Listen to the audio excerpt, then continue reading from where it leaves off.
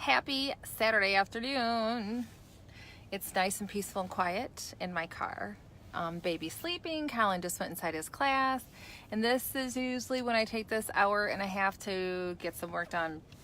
Praise the Lord, hallelujah, for Wi-Fi hotspots in vehicles. Like, that is the best invention ever.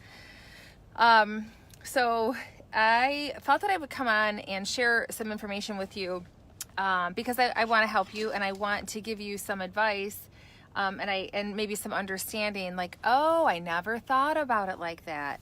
And so I thought that I would just give a couple of tips to you, because oftentimes when people set goals for themselves, they're not taking something else into consideration, and this is what I want to share with you.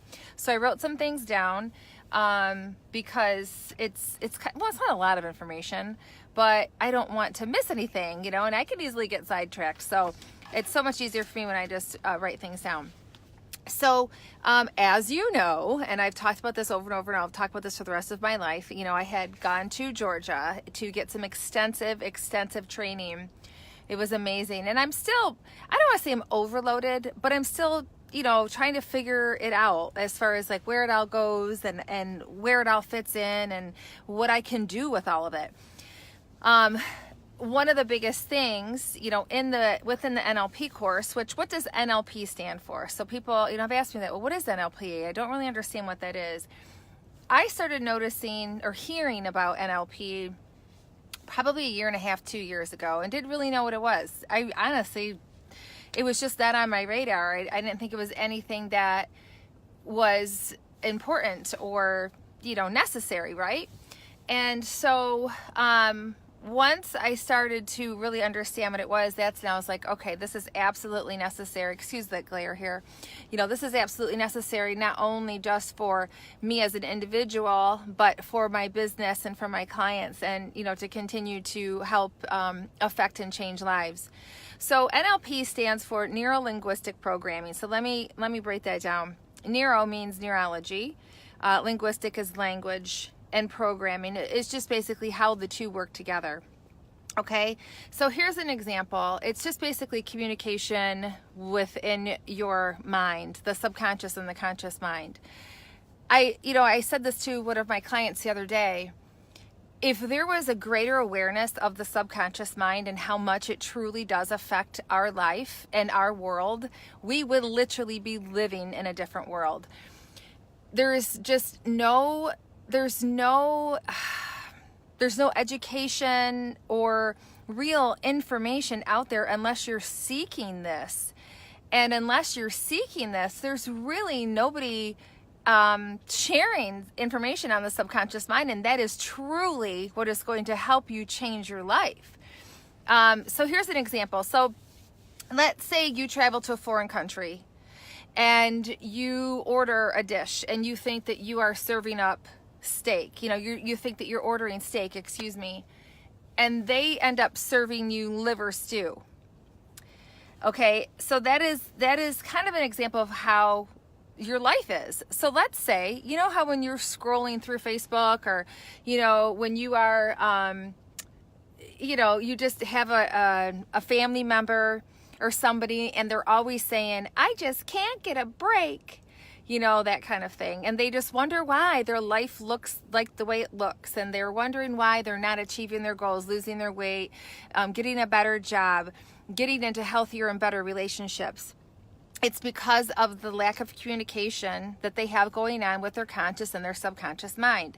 Now, for some people, this may be some really deep shit, okay? But it's really not deep, okay? It's really... This is why I'm going live, is because I want to create some awareness around this, okay?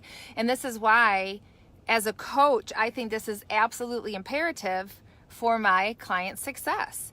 Because if we are not combining the two, if we are not combining what's going on in the conscious and the subconscious, then change, true, real change, is not going to happen. So I got to look at my notes. I want to refer so I don't forget anything. Okay, so So here's the thing, is that the relationship that most of us have with our conscious and our subconscious mind is that of the liver stew. You know, we think that we're going to be ordering up steak and that this is going to happen and that is going to happen, but the reality isn't showing up that way. It's because of the thoughts and the thinking and the communication that you have.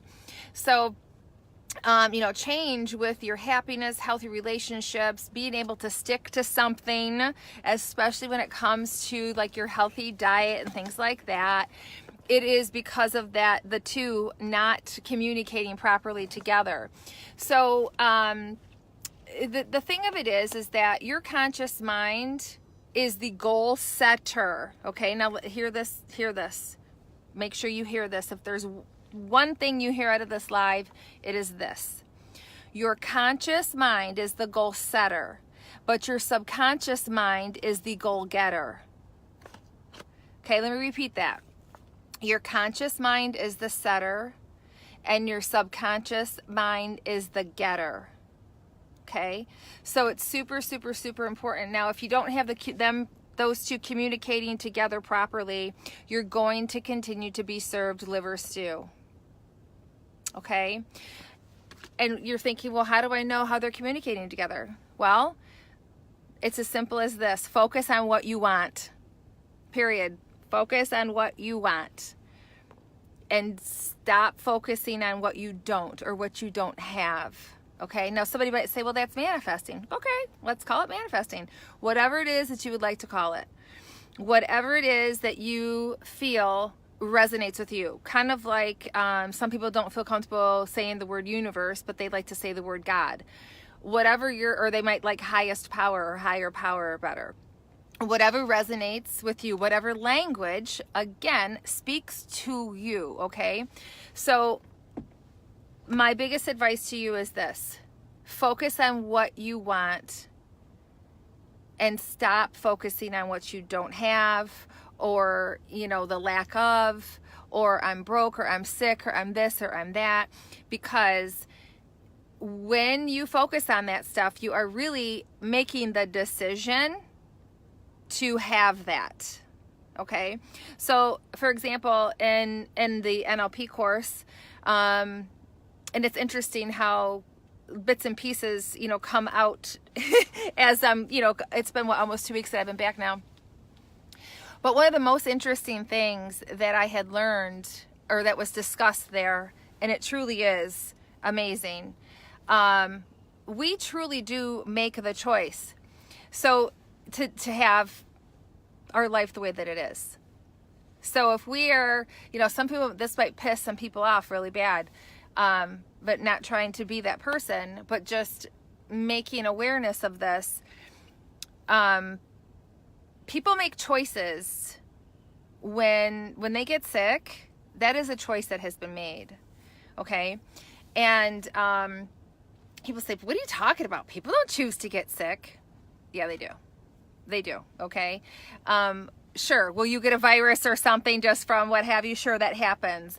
But you know, there are things that you can manifest within your life and in your reality that you don't want only because you're focusing on it. Okay. So at the end of the day, all I'm here to share with you is that if you're getting liver stew constantly served up in your life, all you have to do is do those couple of simple things that I said, which is focus on what it is that you do want. Okay? So if you're sick of living paycheck to paycheck, stop thinking about living paycheck to paycheck. Start thinking about abundance more. Stop thinking about what you would do with that abundance. How would that affect your life and others' lives? You know, and instead of the other, which is, oh, I just can't get a break, and why am I always so broke, and how come, why me? You know what I mean? We've all been there. We've all done it. We all do it. Okay. So focus on what you want. Remember, the two work together. Okay. And in a live that I had done a couple weeks ago when I first got back and I talked about your conscious mind, let me just tell you this. I'm going to call it this again because this is what I call it. Your conscious mind is a cock blocker. Okay. And it deletes, distorts, and it generalizes. So it's kind of like when your subconscious mind is recording every single thing that I'm seeing right now, every single thing. But if I were able to look at what my subconscious recorded and what my conscious mind recorded, they're two different things. There will be two different things because my conscious mind has these filters and it will delete, distort, and generalize. Okay? And I'm only getting a very, very small part of what is being recorded because of that. And the best example that I can give you in that is if you imagine 1,000,000 toothpicks, you're only getting 126 of those million.